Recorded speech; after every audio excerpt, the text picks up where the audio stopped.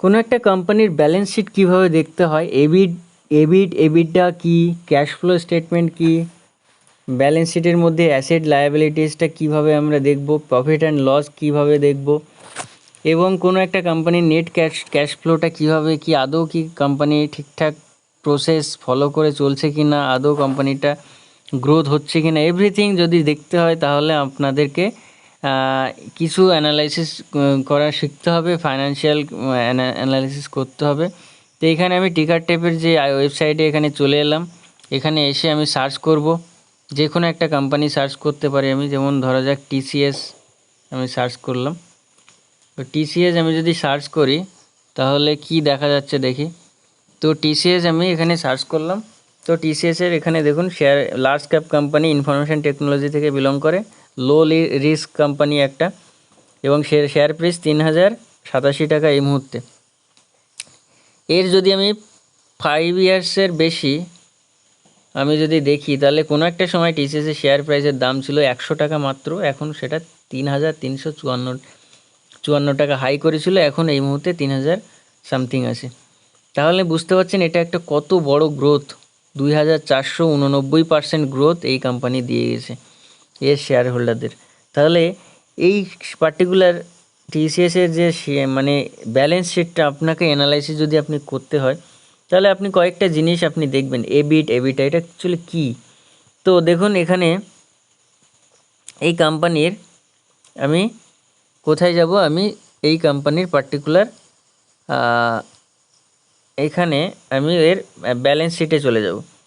তো এখানে দেখুন, এখানে কোম্পানির প্রোফাইল হিসাবে দেখাচ্ছে পিআর কম্প্যারিজন। এর সঙ্গে যদি আপনি কম্পেয়ার করতে চান তাহলে ইনফোসিস, উইপ্রো, এসসিএল টেকনোলজি, টেক মাহিন্দ্রা লিমিটেড, এগুলো এদের PR company. Larsen and Toubro limited, এগুলো হচ্ছে সফটওয়্যার, আরও কোম্পানি আছে, সেগুলোর সঙ্গে আপনি অ্যানালাইসিস করতে পারেন। সো ফাইন্যান্সিয়াল স্টেটমেন্ট যদি আমি এখানে ক্লিক করি তাহলে ফাইন্যান্সিয়াল স্টেটমেন্টের মধ্যে দেখুন ইনকাম স্টেটমেন্ট আসছে, ব্যালেন্স শিট আসছে, ক্যাশ ফ্লো আসছে।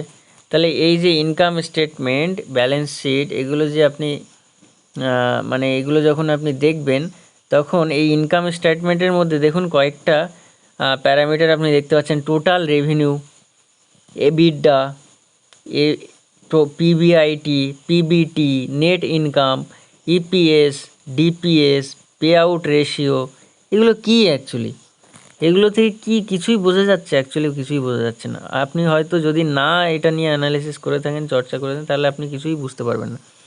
তো এইগুলো থেকে আমার কিন্তু একটা ক্লিয়ার কাট একটা আইডিয়া না যদি হয় তাহলে কিন্তু আমি এই কোম্পানির ফাইন্যান্সিয়াল দেখে কিছুই বুঝলাম না। তাহলে আমাকে বুঝতে হবে, দেখুন এই কোম্পানির টোটাল রেভিনিউ দিনের পর দিন, মানে টোটাল রেভিনিউ অ্যাকচুয়ালি ওই কোম্পানির কত এই মুহূর্তে রেভিনিউ জেনারেট হয়েছে। হতে পারে এই বছর কোম্পানির 2 কোটি টাকা রেভিনিউ জেনারেট হয়েছে, ঠিক আছে, মানে সম্পদ কত টাকা সম্পত্তিও জেনারেট করতে পেরেছে। তো দেখুন এটা পরপর রেভিনিউটা ইনক্রিজই করে যাচ্ছে কিন্তু ডিক্রিজ করছে না। 83,000 কোটি টাকা, এগুলো সব কোটিতে আছে। 98,000 কোটি টাকা। ফাইন্যান্সিয়াল ইয়ার 16-এ দেখুন 1,11,000 কোটি টাকা। 17-ই হয়েছে 1,22,000 কোটি টাকা। ফাইন্যান্সিয়াল ইয়ার 2018-তে টোটাল রেভিনিউ হয়েছে 1,26,000 কোটি টাকা। ফাইন্যান্সিয়াল ইয়ার 2019-এ হয়েছে 1,50,000 কোটি টাকা। FY20-তে হয়েছে 1,61,000 কোটি টাকা। FY21-এ হয়েছে 1,67,000 কোটি টাকা। তার মানে এই রেভিনিউটা পরপর এই কোম্পানির ইনক্রিজই হয়ে যাচ্ছে। এরপরে রেভিনিউর পরে আপনি দেখছেন এবিডা, মানে earning before interest tax depreciation amortisation, সব আমি পরপর ডিসকাস করব। এবিডা কী জিনিস, পিবিআইটি কী জিনিস, পিবিটি কী জিনিস, নেট ইনকাম কী জিনিস। তার মানে আলটিমেটলি দেখতে পাচ্ছেন আপনি এই সমস্ত প্যারামিটারগুলো এখানে আমি দেখছি, যেগুলো অলরেডি আমার কোনো ক্লিয়ার কাট আইডিয়া নেই, তাই তো?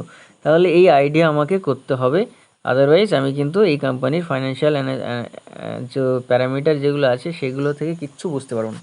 এটা গেল ইনকাম স্টেটমেন্ট। এরপরে আসে ব্যালেন্স শিট। তো ব্যালেন্স শিটে এখানে দেখুন, এখানে ব্যালেন্স শিট আসবে। ব্যালেন্স শিটে আমি ক্লিক করলাম, করার পরে আমি যদি যাই দেখুন এখানে financial current asset, non current asset, total asset, current liability, non current liability, total liability, total equity, total liability and share holders equity, total common share holders share outstanding, এইগুলো দিচ্ছে। এবং অ্যাকচুয়ালি কী এগুলো, এই নাম্বার ক্রাঞ্চিংগুলো আপনাকে করতে হবে, তাহলেই আপনি এটাকে শিখতে পারবেন। আদারওয়াইজ কিন্তু কোনো রকম কোনো প্রসেস নেই, মানে এই কোম্পানি যে বেস্ট কিনা ভালো কিনা সেটা বোঝার। ক্যাশ ফ্লো স্টেটমেন্টে দেখুন, এখানে কিছু আপনি টুল পাবেন, net change in cash, change in working capital, capital expenditure, free cash flow. এইগুলো থেকে আপনাকে বুঝতে হবে যে এই কোম্পানির ক্যাশ ফ্লোটা কী আছে, আদৌ কোম্পানির ক্যাশটা পুরোপুরি আসছে কি না কোম্পানির ঘরে, নেট ক্যাশ ফ্লো থেকে আপনি বুঝতে পারেন। তো এই বিষয়গুলো আমরা এখানে আজকে ডিসকাস করব, চলুন স্টার্ট করা যাক। তো অ্যাকচুয়ালি এবিটা কি, অপারেটিং প্রফিট কি, এগুলো সমস্ত আমরা ডিসকাস করব। কোনো একটা কোম্পানির কোনো ব্যালেন্স শিট যদি আপনি দেখেন, তাহলে ব্যালেন্স শিটে আপনি দেখবেন অ্যাসেট অ্যান্ড লায়াবিলিটি, একটু আগেই দেখালাম আপনাকে, এরকমভাবে অ্যাসেট অ্যান্ড লায়াবিলিটি আপনি দেখতে পাবেন। তো অ্যাসেটটা কি অ্যাকচুয়ালি, দুই রকমের অ্যাসেট হয়, একটা হচ্ছে ফিক্সড অ্যাসেট, একটা হচ্ছে কারেন্ট অ্যাসেট, ঠিক আছে। তো ফিক্সড অ্যাসেট মানে যেটা মনে করেন যে অ্যাসেট আপনি 1 বছরের আগে ক্যাশে রূপান্তরিত করতে পারবেন না, আর যে অ্যাসেটটা হচ্ছে কারেন্ট অ্যাসেট, সেটা হচ্ছে 1 বছরের মধ্যে আপনি এটা ক্যাশে রূপান্তরিত করতে পারেন। এটাই হচ্ছে অ্যাসেট, মানে আপনার কোম্পানির সম্পত্তি হিসাবে কি আছে। আপনি একটা কোম্পানি এস্টাবলিশ করতে চাইছেন, তাহলে কোম্পানিতে আপনি ল্যান্ড কিনবেন, ল্যান্ড আপনার একটা অ্যাসেট হয়ে গেল। আপনি কোম্পানিতে একটা বিল্ডিং খাড়া করবেন, এই বিল্ডিংটা একটা অ্যাসেট হয়ে গেল, ঠিক আছে। এটা একটা অ্যাসেট, এটা একটা অ্যাসেট। তারপরে মনে করেন ওখানে একটা মেশিন আছে, তাহলে এই মেশিনগুলো যে আপনি কিনলেন, সেই মেশিনও একটা অ্যাসেট হয়ে গেল, ঠিক আছে। তো কোম্পানিতে যা কিছু কম্পিউটারগুলো কিনলেন, এগুলো একটা অ্যাসেট হয়ে গেল। তো এগুলো হচ্ছে অ্যাসেট। এবার যে অ্যাসেটটা, বা মনে করেন আপনার কোম্পানির কিছু ক্যাশ আছে, 1 কোটি টাকা ক্যাশ আছে ব্যাংকে রাখা আছে, এটাও একটা অ্যাসেট হয়ে গেল। তাহলে এগুলো সব অ্যাসেটের মধ্যে পড়ে যায়। ফিক্সড অ্যাসেট যেগুলো কি সহজে লিকুইড করা যায় না, 1 বছরের আগে করা যাবে না, তাহলে এটা গেল অ্যাসেট। লায়াবিলিটিস কি, আপনি একটা লং টার্মে একটা লোন নিয়ে রেখেছেন 10 বছরের বা 50 বছরের জন্য, সেটা হচ্ছে আপনার লায়াবিলিটি, এটা আপনাকে চোকাতে হবে অ্যাকচুয়ালি। কারেন্ট অ্যাসেট যেটা আপনি শর্ট টার্মে বিভিন্ন রকম লোন নিয়ে রেখেছেন, সেটা 1 বছরের মধ্যে আপনাকে চোকাতে হবে, সেগুলো হচ্ছে লায়াবিলিটিস।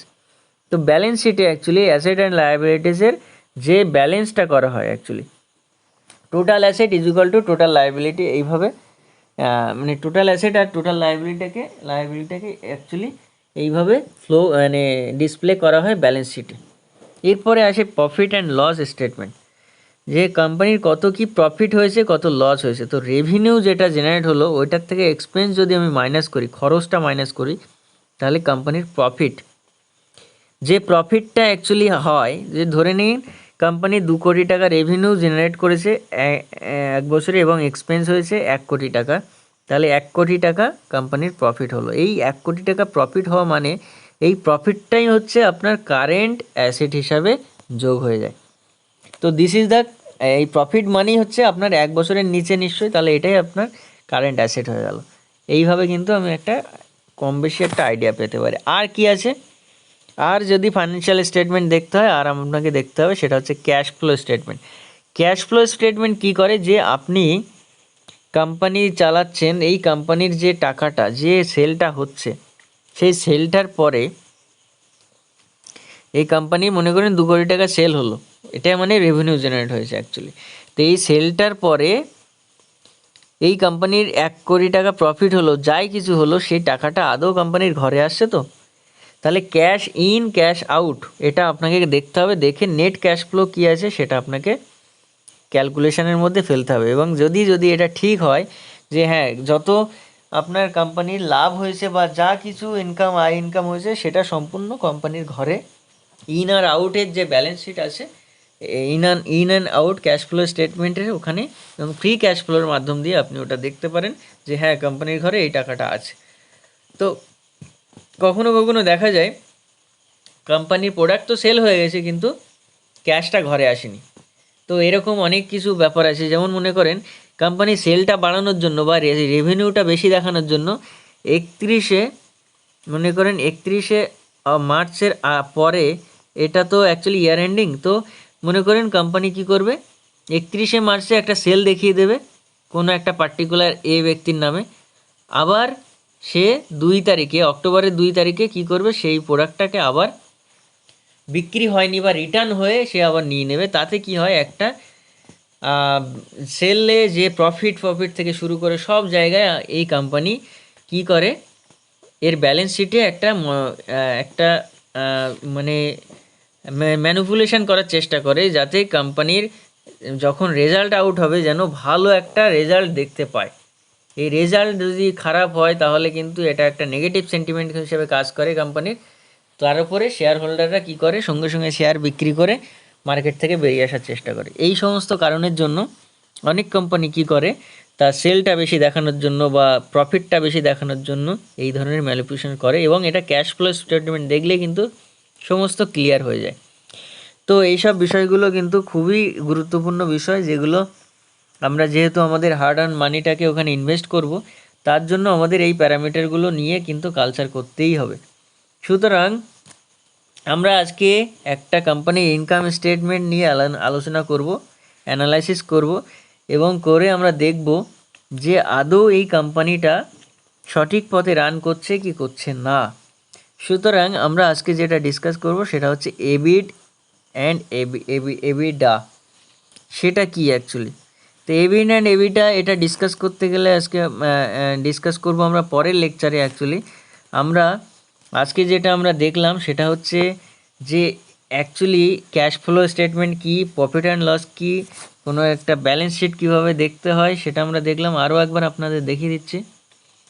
এটা বিভিন্ন রকম ওয়েবসাইটে বিভিন্ন রকম থাকে। তো এটা বিভিন্ন রকম ওয়েবসাইটে যেমন আমি বললাম বিভিন্ন রকম থাকে। দেখুন এখানে দেখুন, ওইখানে দেখতে পাচ্ছেন এবিটা ছিল, বাট এখানে দেখুন আমি যদি ফাইন্যান্সিয়াল স্টেটমেন্টের মধ্যে ব্যালেন্স শিটের মধ্যে যাই তাহলে এখানে ঠিক ওরকম থাকবে না, এখানে অন্য রকম আছে। এখানে দেখুন প্রফিট অ্যান্ড লস স্টেটমেন্টে এখানে সেলস আছে, এক্সপেন্স আছে, অপারেটিং প্রফিট আছে, অপারেটিং প্রফিট মার্জিন আছে। আমরা যদি ব্যালেন্স শিটে যাই তাহলে দেখুন ওখানে শেয়ার ক্যাপিটাল লেখা আছে, রিজার্ভস আছে, বরোয়িং আছে, ঠিক আছে। তো এরকমভাবে ক্যাশ ফ্লো স্টেটমেন্টে দেখুন cash from operating activity, cash from investing activity, এই সমস্তগুলো আছে। অথচ আমরা যখন ওইখানে যখন টিকার টেপে যখন দেখছিলাম তখন এবিটা এই সমস্ত ফর্মে আপনি দেখতে পাচ্ছিলেন।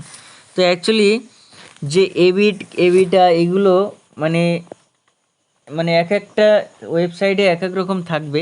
তো এটা কিন্তু ঘাবড়ানোর কোনো ব্যাপার না। যখন আপনি এরকম কিছু দেখবেন যে অন্য নামে আছে, যে অ্যাকচুয়ালি সেম নামে নেই, যে EBIT earning before interest and tax, এটা মানেই হচ্ছে অপারেটিং প্রফিট। তার মানে এখানে যদি আমি ইনকাম স্টেটমেন্টে যাই কোনো কোম্পানির প্রফিট অ্যান্ড লস ইনকাম স্টেটমেন্টে এখানে যাই, ধরা যাক যে আমি প্রফিট অ্যান্ড লস ইনকাম, এখানে দেখতে পাচ্ছেন, এখানে দেখুন এবিড মানে হচ্ছে অপারেটিং মানে earning before interest and tax. তাই এখানে লেখা আছে কি পিবিটি মানে প্রফিট বিফোর ট্যাক্স। তাহলে এই যে পিবিটি হচ্ছে প্রফিট বিফোর ট্যাক্স দেওয়ার আগে যে প্রফিটটা সেটা, ঠিক আছে। ইন্টারেস্টের আগে হচ্ছে অপারেটিং প্রফিট। এই অপারেটিং প্রফিট মানে হচ্ছে ইবিআইটি। তাহলে এটা কিন্তু আপনাকে বুঝতে হবে, ইবিআইটি হচ্ছে আর্নিং বিফোর ইন্টারেস্ট ট্যাক্স, তার মানে এটাই হচ্ছে অপারেটিং প্রফিট। তাহলে এই যে ছোট ছোট ডিফারেন্স এগুলো কিন্তু আপনাকে বুঝতে হবে। বিভিন্ন রকম ওয়েবসাইটে আপনি বিভিন্ন রকম দেখতে পাবেন, এইগুলো থেকে কিন্তু আপনাকে বুঝতে হবে যে এটা কি অ্যাকচুয়ালি।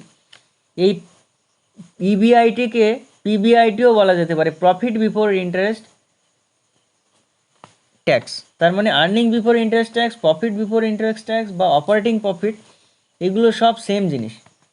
সো পিবিআইটি মানে প্রফিট বিফোর ইন্টারেস্ট ট্যাক্স। তাহলে এইভাবে ইনকাম স্টেটমেন্টকে কিন্তু আপনি বিভিন্ন রকম ওয়েবসাইটে বিভিন্ন রকম দেখতে পারেন, কিন্তু এর মানেটা কিন্তু একই। তো আশা করি এই কনসেপ্টটা ক্লিয়ার হয়েছে। তো এখানে অপারেটিং প্রফিট যখনই এখানে বলা হচ্ছে এটার মানে হচ্ছে ইবিআইটি বা পিবিআইটি, ঠিক আছে। এইভাবে আপনি কিন্তু কোনো একটা কোম্পানির ব্যালেন্স শিট এইভাবে আপনি দেখতে পারেন। যে ঘাবড়ানোর কোনো ব্যাপার নেই যে এখানে ইবিআইটি নেই, তো স্যার আপনি বলেছিলেন ইবিআইটির ব্যাপার, এখানে ইবিআইটি নেই, তো না, এরকম কোনো ব্যাপার না। কিন্তু আপনাকে এই টার্মগুলোর সিনোনিমাস টার্মগুলো আপনাকে জানতে হবে।